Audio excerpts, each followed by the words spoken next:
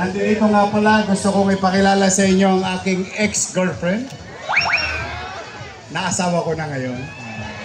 Nandito si Daini, abalang-abala yan sa inyo. Ang Didika Matsya at ang aking nag-iisang daughter, si Frances. Again, we don't want to stop the event. I just wanted to greet each and every one of you. I'm happy for you. You have a place in Manila. Here, you can express. People will respect you. Here, you can excel from your field of undertaking. Sa Maynila, lagi ko sinasabi, I don't know kung nanonood kayo ng mga videos where I talk to people. I said, and I will say it tonight, sa Maynila, walang mahirap, walang middle class, walang mayaman. Walang bakla, walang tomboy, walang lalaki, walang babae. Lahat pantay-pantay sa lungsod ng Maynila. Mabuhay si Yorme! I dream of this in 2020. Kaya lamang nagka-COVID. So hindi natin natuloy. But this year, maraming salamat sa Diyos. Binigyan tayo ng magandang weather ngayong araw na ito. At I will see you next year. Today is big. And next year, we can make it bigger. Handa na ba kayo? Next year? Galingan nyo, ha? Yayain lahat. At dito sa Maynila, we call it Manila, my Manila. Because Manila is your Manila. It's everybody's Manila. The capital of the country. The window of opportunity for everyone without prejudice. And also with respect to one another. Muli, maraming salamat sa nag-participate. I'm happy for you. I am proud if I am your parent. I am proud of you. Go and conquer. Go and visit. And go always in Manila. And at the very least, in our own little way, maramdaman ninyo lagi na panatag kayo sa lungsod ng Maynila. Maraming salamat sa inyong lahat. Enjoy the night. This is the night. This is the day for each and every one of you. Maraming salamat. Manila! God first. Thank you. Thank you, Yorme! Ang sweet naman yan. Ang sarap maging taga Manila. Yorme! Yorme, picture daw kayo kasama sila, Yorme. Ayan. Ayan, mag-selfie ka. Ayan, okay, group picture muna. Tatag namin kayong lahat.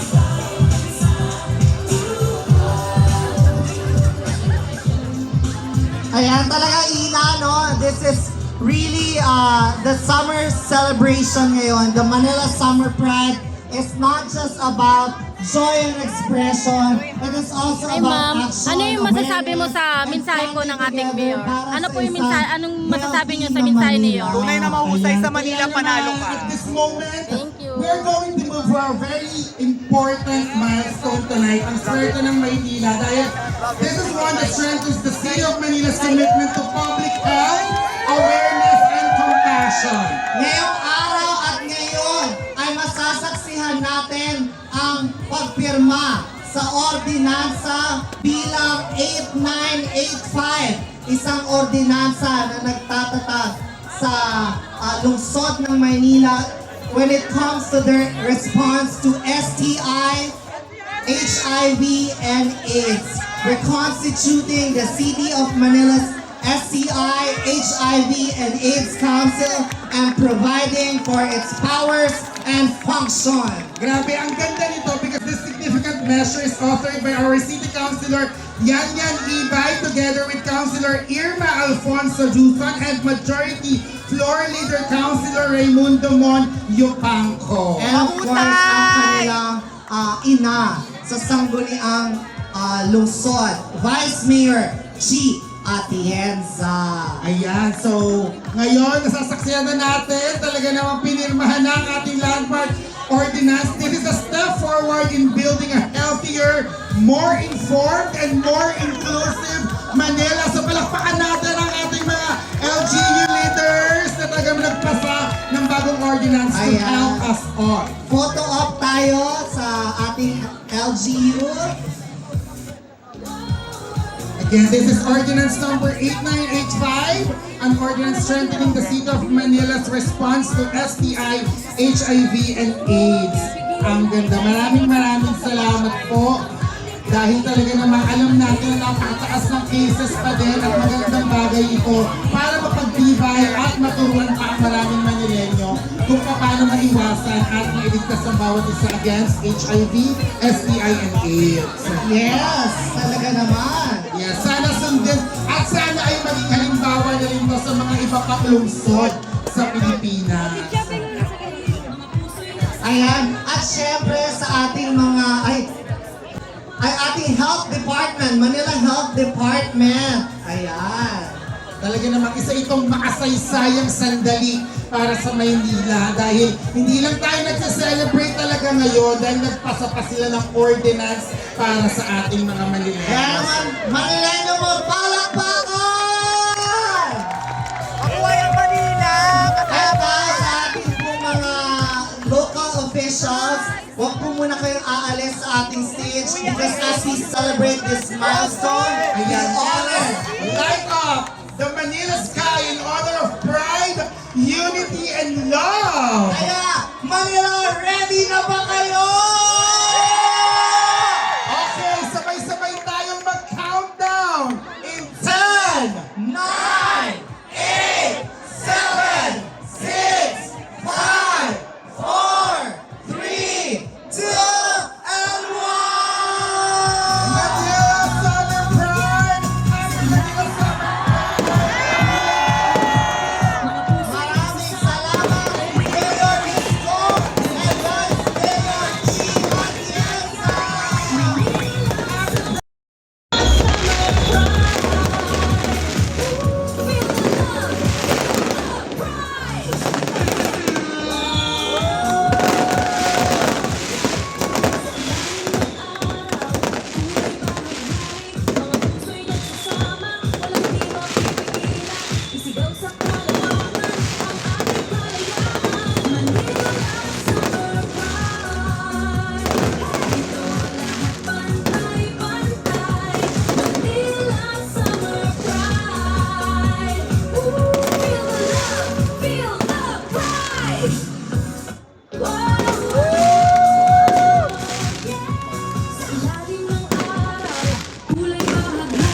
Mga puso'y nagsasama, walang di mapipigilan. Isigaw sa kalawakan ang ating kalayaan. Manila Summer Pride.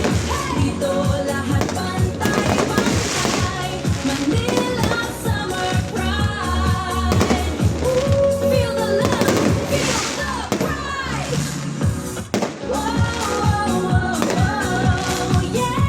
Sa ilalim ng araw, kulay bahaghari, mga puso'y nagsasama, walang di mapipigilan. Isigaw sa kalawakan ang ating kalayaan. Lahat pantay-pantay, Manila Summer Pride. Health Department! Thank you for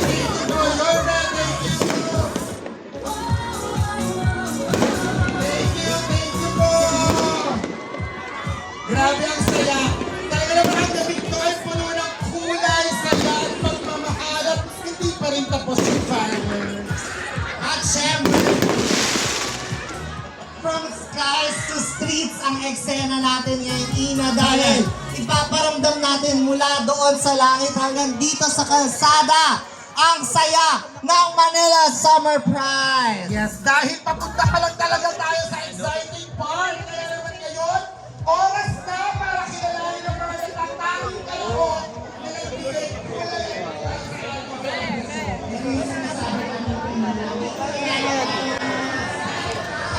Meron kasi Direk! Pabidyan direk!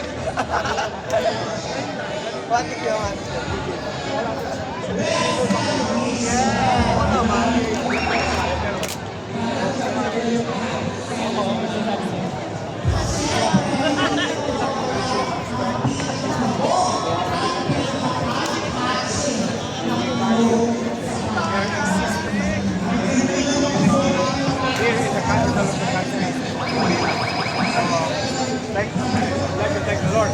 Good weather today. Thank everyone participated in this weather.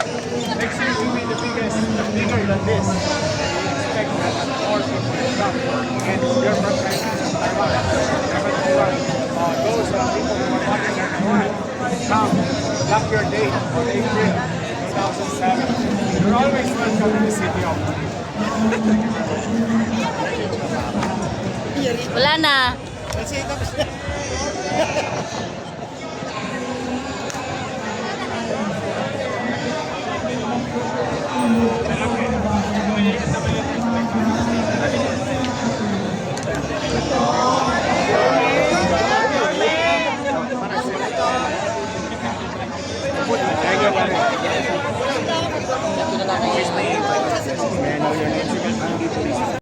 Pa to, no? Summer Pride yon, nung pagka-May, yung first time ko mag-Mayor. Kaya lamang, March umatake yung COVID, so we cancel it. But now, we wanted to do it this summer. Ang inspirasyon natin dito, katulad ko, na-experience ko yung Amsterdam. When I was in Amsterdam, the Euro Pride, no, happened. We're in the entire European community merged in Amsterdam Plaza. So I saw it. It's healthy, it's better, it's good for everyone. The same thing that we saw, hindi ko nakita yung personally, but I saw it in San Francisco, I saw it in New York. So if they can do that in the capital of those country or major cities in the world, the city can showcase also the talent, skills, and artistic value of our LGBTQIA community here in the capital of the country. So bakit sa tingin niyo po deserve ng LGBTQI community to be seen, be heard, and to be celebrated? Well, they're part of the community. Whether they like it or not, whether others would agree or not, they're human being. Everyone is human being. Sabi ko nga sa'yo, walang mahirap, walang middle class, walang mayam. Lahat kailangan pagdating nila sa Maynila, maramdaman nila na I'm at home, I'm at peace, I'm always welcome here in Manila. Especially, the area is very symbolic. This area, the Ermita Malate area. We wanted to revive, revert that kind of mood of inclusiveness here in Malate in the early times, mga bata pa kami. So ito yung next generation, the students, the parents, can now merge again here in Manila. In fact, you see that building that where library used to be located. Magbago man ang mga itsura dito sa Malate, but the mood is still there, history is there, and the people.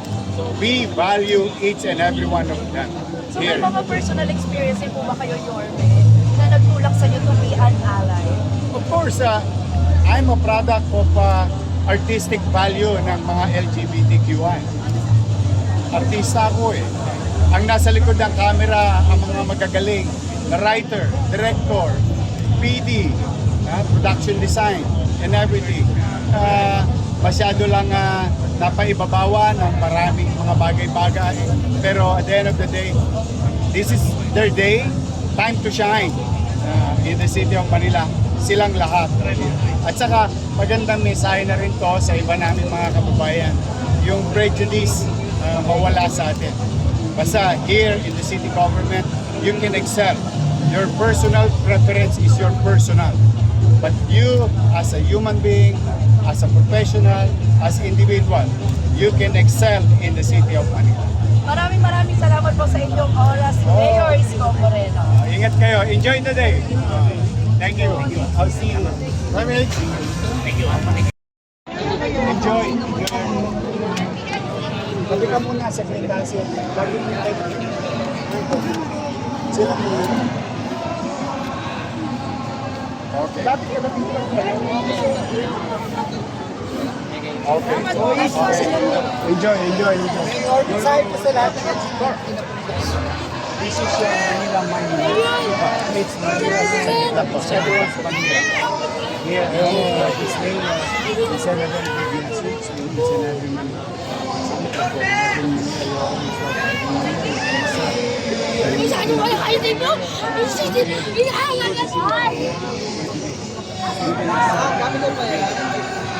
And you have the support of the city government. As long as I'm mayor, will not allow unnecessary things towards our LGBTQ. And then, as a parent, halimbawa, if I have a daughter or son who's a member, I'm proud of you. So the parents should be proud. And at least in this case, we wanted to make you feel na in Manila, wala kayong kakaba-kaba para sa mga anak ninyo. Yes! Lagi silang mag-aang dito sa Manila. Yes! We love you! Ang lakas na walang entry yan.